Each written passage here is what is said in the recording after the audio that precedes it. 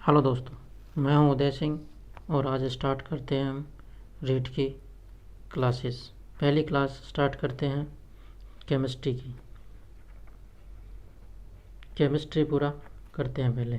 तो केमिस्ट्री में एक टॉपिक दिया हुआ है स्ट्रक्चर ऑफ मैटर, यानी पदार्थ की संरचना। पदार्थ की संरचना। तो पदार्थ की संरचना में पहली बात आती है पदार्थ, कि पदार्थ क्या होता है। पदार्थ वह चीज़ होती है जो भी हम अपने आसपास हैं, जो भी हम महसूस करते हैं, वो सब क्या है, पदार्थ है। जैसे पदार्थ की जो बेसिक परिभाषा है उसे देखा जाए तो जिसमें द्रव्यमान हो, स्थान घेरती हो और महसूस किया जा सके। महसूस करने से मतलब है ज्ञानेंद्रियों से। अपने शरीर में 5 ज्ञानेंद्रियाँ होती हैं: आँख, कान, नाक, त्वचा और जीभ या जिह्वा। ये 5 ज्ञानेंद्रियाँ होती हैं, यानी किसी भी चीज़ को हम इनसे महसूस कर सकें, वो स्थान घेरती हो और उसमें द्रव्यमान हो, वो सब चीज़ें क्या हैं, पदार्थ हैं। यानी कि पदार्थ की क्या क्या किसे कहते हैं पदार्थ, कि वह वस्तु या वह चीज़ जो भी है जो द्रव्यमान रखती हो, जिसमें स्थान घेरने की क्षमता हो, जिसे हम महसूस कर सकें किसके द्वारा, ज्ञानेंद्रिय। ज्ञानेंद्रिय ये 5 होती हैं: आँख, कान, नाक, त्वचा और जीभ। इन 5 के द्वारा हम महसूस कर सके वो क्या है, पदार्थ है। इसको बोलते हैं सेंस। ज्ञानेंद्रिय को अंग्रेजी में बोलते हैं सेंस। तो पदार्थ वह है जो द्रव्यमान रखता हो, स्थान घेरता हो और ज्ञानेंद्रियों द्वारा महसूस किया जाए, वो सब क्या है, पदार्थ है।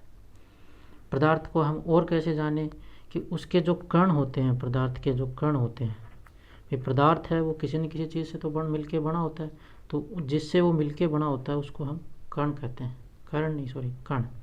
कण कहते हैं। तो इन जो 2 कण हैं, इन दोनों के बीच में आकर्षण बल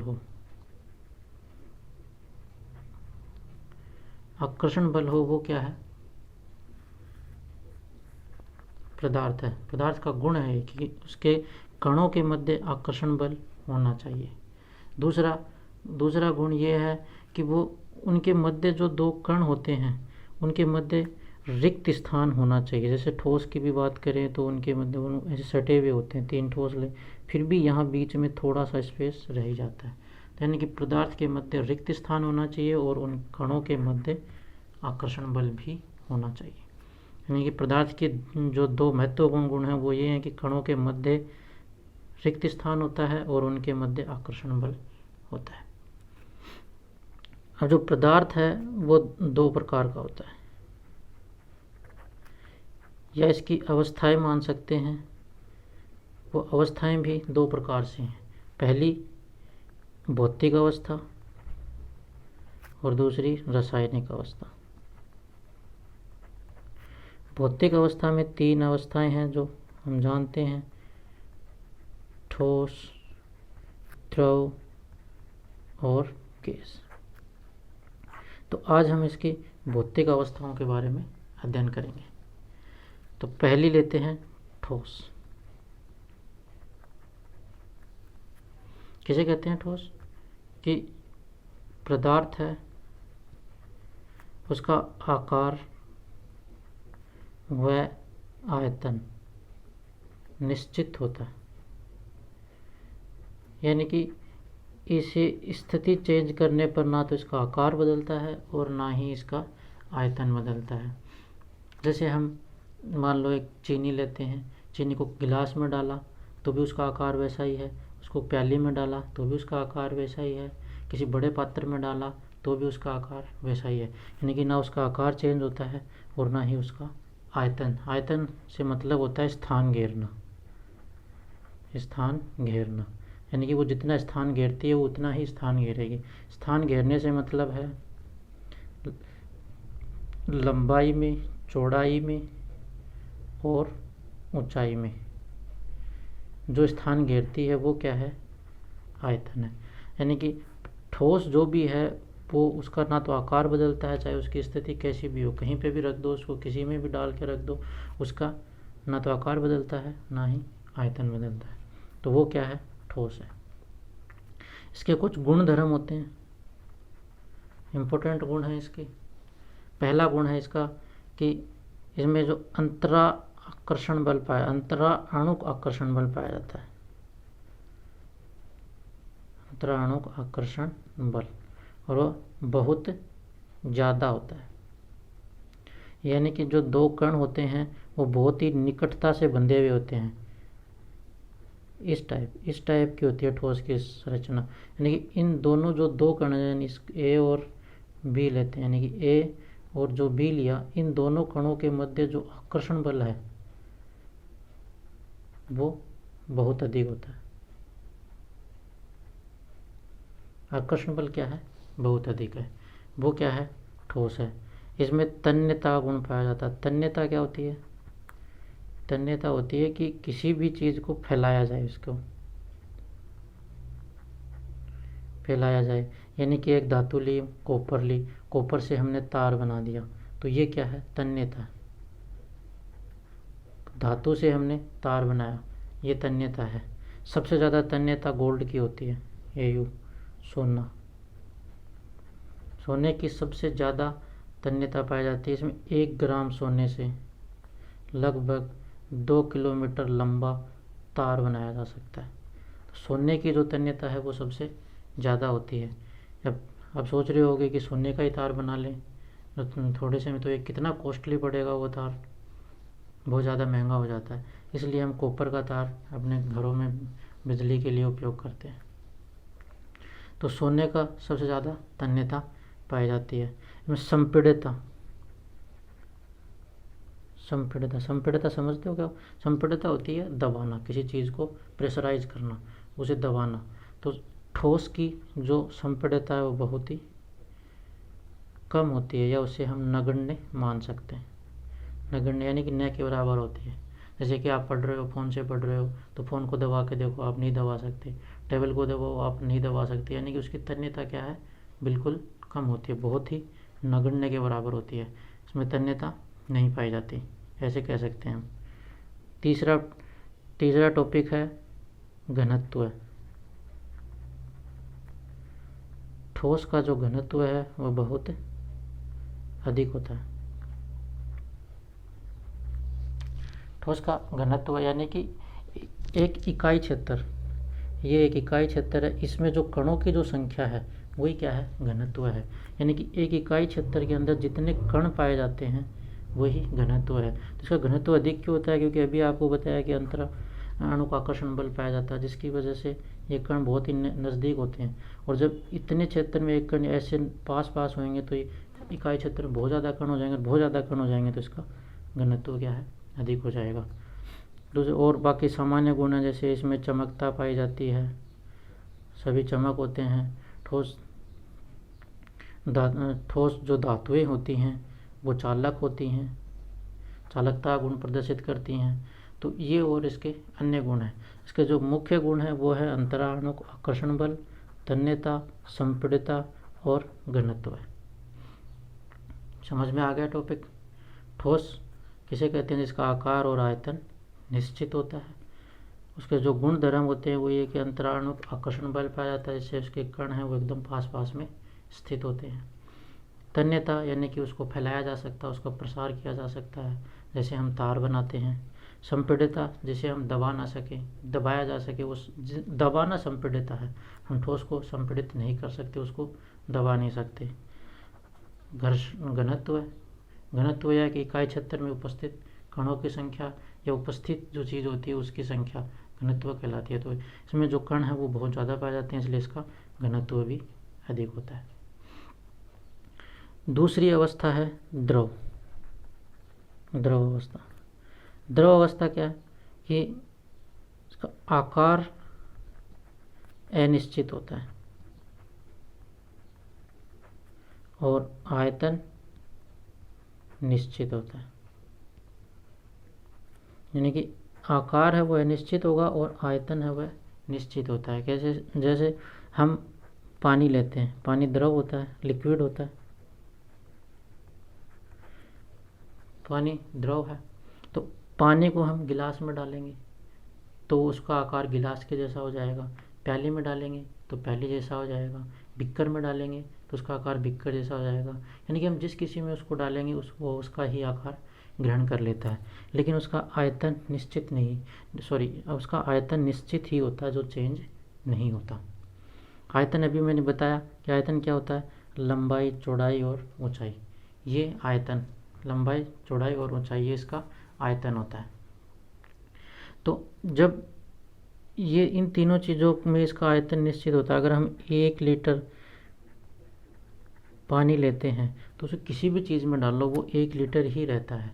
भी गिलास में डाला तो वो पूरा गिलास भर गया, प्याले में डाला तो प्याले का आयतन थोड़ा सा बड़ा होता है, तो इसमें डालें एक, देखो जैसे इसको गिलास में डाला तो ये यहाँ तक भर गया, प्याले में डालेंगे तो ये यहाँ तक भरेगा, लेकिन रहेगा तो फिक्स ना, इसका आयतन तो निश्चित ही रहेगा। आकार ज़रूर चेंज होगा, पहले का आकार ले लिया, पहले गिलास का आकार था। तो ये क्या है, द्रव है। इसके भी गुण होते हैं, जैसे वही घनत्व है, तो घनत्व इसका ठोस से तो ज़्यादा होता है और जो क्या है, ठोस से कम होता है और गैस से ज़्यादा। यानी घनत्व वही है जो एक इकाई क्षेत्र में स्थान को घेरता है, इकाई क्षेत्र में। लेकिन द्रव है तो ये, इससे पहले एक टॉपिक और पढ़ो, अंतरा आकर्षण बल, अंतरा आणुक आकर्षण बल, जो कि इसमें क्या होता है, कम पाया जाता है। किसकी अपेक्षा? ठोस की अपेक्षा। ठोस की अपेक्षा कम पाया जाता है, तो इसका अंतराणुक बल कम होता है। तो एक इकाई क्षेत्र के अंदर कण थोड़े दूर दूर होंगे, तो ठोस की बजाय तो इसका घनत्व कम ही होगा। ठोस में तो इनका आकर्षण बल अधिक होता है, तो ये कण काफ़ी नज़दीक होते हैं, पास पास सटे हुए होते हैं। लेकिन लिक्विड का घनत्व कम होता है, तो क्यों होता है? क्योंकि इसमें आकर्षण बल कम होता है, इसलिए ये कण हैं वो एक दूसरे से दूर दूर रहते हैं, इसकी वजह से इसका घनत्व अधिक हो जाता है। विसरण, विसरण का मतलब होता है फैलाव, प्रसार। वही तन्यता के जैसे फैलाव होता है, तन्यता का होता है कि उसकी चादर नुमा बना देना या उसको तार नुमा बना देना। विसरण, यहाँ द्रव का जो विसरण है वो उसका फैलना होता है, बहना होता है। विसरण का मतलब होता है बहना, तो यानी कि द्रव का जो विसरण है वो अधिक होता है, विसरण अधिक होता है। संपीड़िता, अगला करेक्टर है संपीड़िता। संपीड़िता क्या होती है? ठोस से ज़्यादा पाई जाती है इसमें, लेकिन गैस से कम होती है संपीड़िता। क्योंकि संपीड़िता वही है दबाना, यानी कि हम द्रव को अगर प्रेशर करें, उसको दबाएं, प्रेशराइज करें, तो वो जम के एकदम ठोस में बदल जाता है। तो वो क्या है? उसका संपीड़न ही है, वो उसका संपीड़ित हो जाता है, वो संपीड़ित हो जाता है। यानी कि द्रव का क्या है? संपीड़ित होता है द्रव। घनत्व हो गया, विसरण हो गया, संपीड़िता हो गई, अंतराणुक आकर्षण बल हो गया। हाँ, तो ये 4 इसके बेस्ट कैरेक्टर हैं जो कि ध्यान रखने हैं, याद रखने बहुत ज़रूरी है। यही से सवाल हमेशा बनता है। तीसरे यहाँ सवाल कैसे बनता है मैं बताऊँगा आगे आपको। अभी तीसरे गैस की बात करते हैं। तीसरी अवस्था है गैस। गैस का क्या है? आकार व आयतन दोनों ही क्या होते हैं? अनिश्चित होते हैं। आकार और आयतन अनिश्चित होते हैं, यानी कि इसका कोई आकार नहीं होता, ना ही इसका कोई आयतन होता है।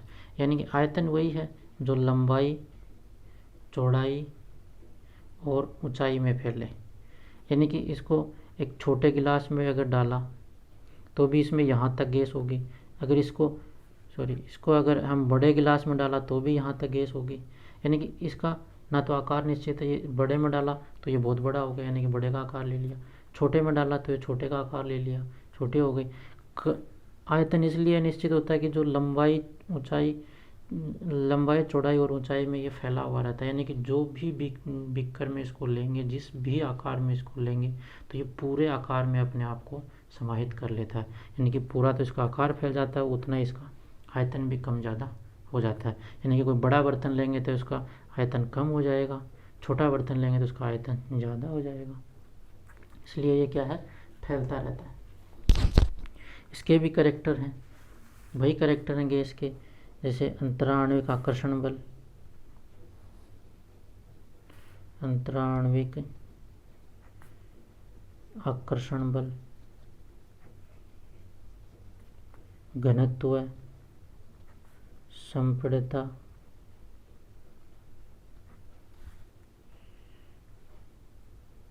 ये तीन इसके वो हैं गुण है। यानी कि अंतराण्विक आकर्षण बल जो है वो इसमें क्या है, बहुत ही कम पाया जाता है, बहुत ही कम होता है।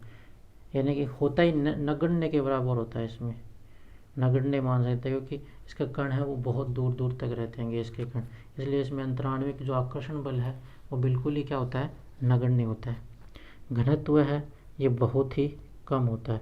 जब अंतराण्विक आकर्षण बल नहीं है तो घनत्व भी कम ही होगा, क्योंकि वही इकाई क्षेत्र के अंदर बहुत कम कण पाए जाएंगे, यानी कि द्रव्य से भी कम कण पाए जाएंगे। इसलिए इसका क्या है, घनत्व भी कम होगा। संपीड़ितता ये बहुत ज़्यादा होती है इसकी, संपीड़ितता इसकी बहुत ज़्यादा होती है, फैली हुई रहती है। मतलब जितनी भी जिस आकार में है, इसको बड़े आकार में है तो उसको बदल के हम इसको संपीड़ित, प्रेशराइज करके बिल्कुल छोटे आकार में इसको द्रवित कर सकते हैं। जैसे हम इसको यूज में लेते हैं, जैसे एलपीजी है, सीएनजी है, ये दोनों क्या है, गैस है ये, लेकिन इसको क्या हम द्रवित, प्रेशराइज करके, दबा के, इसको वाष्प दाब लगा के इसको क्या बना देते हैं, हम लिक्विड बना देते हैं और इसको ईंधन के रूप में हम काम कर लेते हैं। यानी कि इसको द्रवित ईंधन के रूप में जाना जाता है। होती क्या है, ये गैसें ही होती हैं, लेकिन इसको बदल के द्रवित ईंधन के रूप में हम इसका उपयोग करते हैं। द्रवित ईंधन के रूप में इसका उपयोग किया जाता है। तो देखो इन सब सार क्या होता है, घनत्व की बात करें हम, घनत्व की बात करें तो घनत्व सबसे ज़्यादा किसका होता है, ठोस का, उससे कम द्रव का और उससे कम गैस का। तो यहाँ से यही सवाल पूछा जाता है कि निम्न में से किसका घनत्व अधिक होता है, ठोस का, द्रव का, गैस का, या सभी का, या इनमें से किसी का नहीं। तो आपको टिक किस पे करना, आँख में इसके ठोस पे टिक करना, यानी ठोस का घनत्व सबसे ज़्यादा होता है। दूसरी बात करें संपीड़ितता, संपीड़ितता किसकी ज़्यादा होती है, यानी कि गैस की संपीड़ितता सबसे ज़्यादा होती है, द्रव की उससे कम होती है और ठोस की सबसे कम। यानी कि ठोस को हम दबा नहीं सकते, द्रव को ठोस से ज़्यादा हम दबा सकते हैं और गैस को हम द्रव से ज़्यादा दबा सकते हैं। यानी कि संपीड़ितता से ज़्यादा किसकी होगी, गैस की। तीसरी बात आती है अंतराणुक बल, अंतराणुक आकर्षण बल, अंतराणुक आकर्षण बल। ये इसमें सबसे ज़्यादा किसका होता है, तो ठोस का, उससे कम द्रव का और उससे कम गैस का। तो ये जो तीन जो संबंध हैं, यहाँ से यही सबसे इम्पोर्टेंट है। ये तो सभी जानते हैं कि भाई इसका आकार निश्चित, किसका आकार निश्चित होता है, किसका नहीं होता, आयतन किसका निश्चित होता है, किसका नहीं होता, ये तो बेसिक चीज़ है। लेकिन जो मेन सवाल बनता है वो यहाँ से पूछा जाता है, घनत्व किसका होता है। तो हमें पता होना चाहिए कि घनत्व होता क्या है। घनत्व ये होता है जो भी इकाई क्षेत्र में उपस्थित कणों की जो संख्या है उसे ही हम घनत्व कहते हैं। यानी कि कण ज़्यादा हैं तो घनत्व ज़्यादा, कण कम है तो घनत्व कम है। तो इकाई क्षेत्र में जो गैस के जो कण होते हैं वो बहुत ही कम होते हैं, इसलिए इसका घनत्व क्या होता है, कम होता है। और ठोस के इकाई क्षेत्र के अंदर कणों की संख्या बहुत ज़्यादा होती है, तो तो इसलिए इसका घनत्व क्या होता है, बहुत ज़्यादा होता है। और इसका कारण क्या है, वह अंतराणुक आकर्षण बल, इंटरमोलिकुलर इंटरेक्शन फोर्स। इसका कारण ये है कि जब भी ये दोनों कण हैं वो एक दूसरे को अपनी ओर खींचते हैं, उनके मध्य आकर्षण बल होता है, जिसकी वजह से वो आपस में बंधे रहते हैं, इसलिए उसका जो घनत्व है वो अधिक होता है। तो ठोस, द्रव और गैस, उम्मीद करता हूँ समझ में आ गया होगा। इसमें एक नोट और लिख लो, नोट है वो और समझ लो कि जब हम ठोस है को गर्म करते हैं तो वो सीधा का सीधा गैस में बदल जाता है। इस क्रिया को हम कहते हैं ऊर्ध्वपातन। एग्जाम्पल, कर्पूर, नेपथलीन, या आप जो घर में अगरबत्ती जलाते हो वो, ये सब क्या है, ये ऊर्ध्वपातन के उदाहरण है। यानी कि हम किसी ठोस को हम जलाते हैं या गर्म करते हैं तो वो सीधा का सीधा किस में बदल जाता है, गैस में। यानी कि बीच की जो एक स्टेज होती है द्रव, उस अवस्था में ये नहीं आ पाता, सीधा का सीधा गैस में बदल जाता है। तो इसको हम कहते हैं ऊर्ध्वपातन। जब इसकी गैस को वापस से ठंडा किया जाता है तो ये ठोस में बदल जाता है, यानी कि बीच में द्रव की अवस्था आती ही नहीं है, द्रव की अवस्था नहीं आती है बीच में, इसलिए इस क्रिया को क्या कहते हैं, ऊर्ध्वपातन। यानी कि ठोस से सीधी गैस में बदलने की जो क्रिया है वो क्या है, ऊर्ध्वपातन है। अभी जो हाल ही में जो वैज्ञानिक हैं वो एक नई बात बता रहे हैं कि जो भी पदार्थ की जो अवस्थाएं हैं, पदार्थ को द्रव्य भी बोलते हैं। एक चीज़ होती है द्रव, एक चीज़ होती है द्रव्य। द्रव तो होता है लिक्विड और द्रव्य होता है मैटर। द्रव्य होता है मैटर, यानी कि द्रव तो लिक्विड, जो तरल पदार्थ जो देखते हो, जो भी तरल पदार्थ है वो पूरा का पूरा क्या है, वो है लिक्विड। मैटर क्या है, जो भी पदार्थ है, यानी कि ठोस, द्रव, गैस, जो भी हम पदार्थ देखते हैं वो पूरा का पूरा क्या है, मैटर। यानी कि जो द्रव है वो द्रव्य के अंदर आता है, नहीं कि द्रव्य और द्रव एक ही चीज़ है।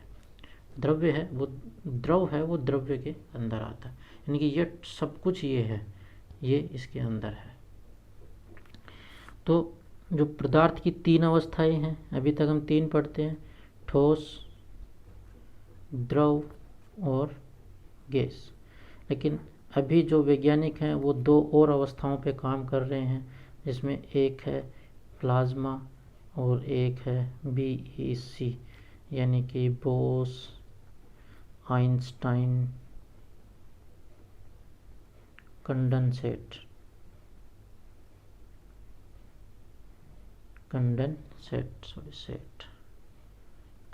ये जो दो और प्लाज्मा क्या है अवस्थाएं हैं, यानी कि 4 और 5। तो अब अगर ऐसा क्वेश्चन आता है कि पदार्थ की अवस्थाएं कितनी हैं, पदार्थ की अवस्थाएं कितनी हैं, तो अवस्थाएं तो अभी 3 ही हैं, लेकिन अन्य अवस्थाएं पूछें तो 2 और हैं, तो प्लाज्मा और BEC। यानी यहाँ ये कंफ्यूज होने की ज़रूरत नहीं है कि क्वेश्चन आए आपके पास कि पदार्थ की अवस्था कितनी है और आप इससे 5 करके आओ, नहीं, आप पदार्थ की अवस्थाएं 3 ही करनी है। ये इन पे अभी काम चल रहा है, ये है नहीं, अभी बनी नहीं है, लेकिन इनको माना जाता है कि ये अदर से पदार्थ की अवस्थाएं बनेंगी। तो इसलिए पदार्थ की अन्य 2 अवस्थाएं होती है, मेन 3 अवस्थाएं होती हैं। ठोस, द्रव, गैस हैं वो मेन अवस्थाएं हैं, और जो 2 अन्य अवस्थाएं जो गौण अवस्थाएं हैं वो हैं प्लाज्मा और BEC, यानी बोस आइंस्टाइन कंडेंसेट। यहाँ तक समझ में आया? यहाँ तक किसी प्रकार की कोई दिक्कत? उम्मीद करता हूँ आज का टॉपिक समझ में आया होगा। कल हम इसकी रासायनिक अवस्थाओं का अध्ययन करेंगे। अवस्थाएं, रासायनिक अवस्थाएं किसकी? पदार्थ की। बताया था ना, पदार्थ की 2 दो प्रकार की अवस्थाएं होती हैं। पदार्थ की दो प्रकार की अवस्थाएं, पहली भौतिक जो हमने अभी पढ़ लिया, दूसरी है रासायनिक जो हम कल पढ़ेंगे। तो दोस्तों, आपको आज का लेसन कैसा लगा आप मुझे कमेंट बॉक्स में ज़रूर बताएं और इसको लाइक, शेयर और सब्सक्राइब करें। थैंक यू दोस्तों।